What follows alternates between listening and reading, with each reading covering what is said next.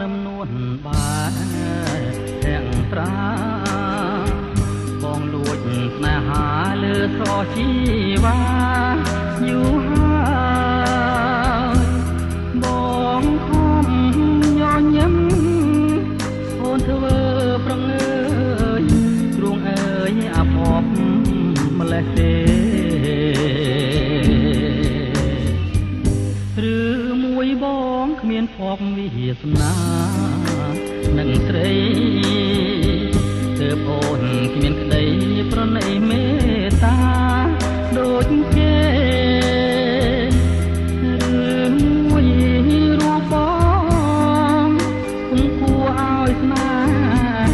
ឬកម្មបុព្វេតាមសន្តិកើតមកជាតិនេះអភ័ព្វអើយម្លេះកម្មអ្វីមិនចែងផុតវេរី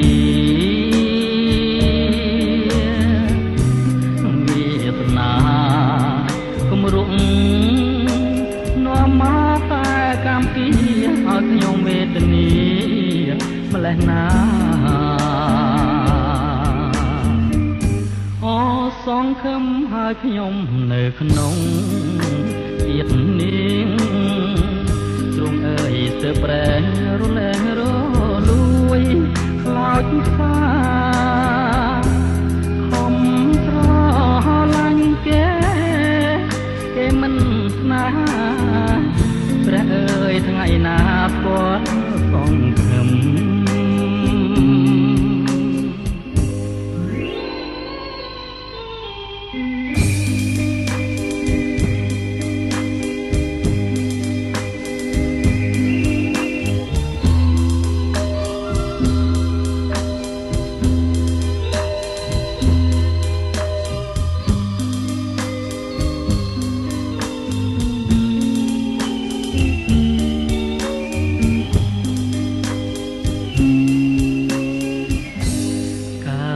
ម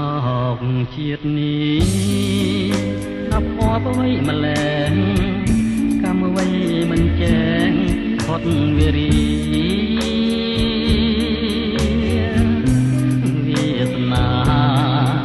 គំរុកនាំមកតែកម្មពីឲ្យខ្ញុំវេទនីម្លេះណាសងខឹមហើយខ្ញុំនៅក្នុងជាតិនេះទ្រង់អើយទើបប្រែរលែងរលួយខ្លោចផ្សាខំស្រ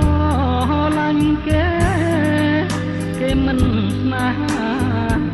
ព្រះអើយថ្ងៃណាស្គាល់សងខឹម